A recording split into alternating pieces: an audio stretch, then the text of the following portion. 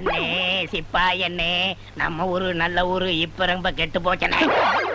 ஏன் இளையராஜா டியூன் உனக்கு பிடிக்காதா? அதை புடிச்சு போய் தாங்க பாடுறேன். நீ நினைக்கிற அதான் இளையராஜா டியூன், ஆனா அது இல்ல. கேட்கறவங்களுக்கு எப்படி இருக்கு தெரியுமா? காதுல இரும்பு கம்பி எடுத்து கொடாயிர மாதிரி இருக்கு.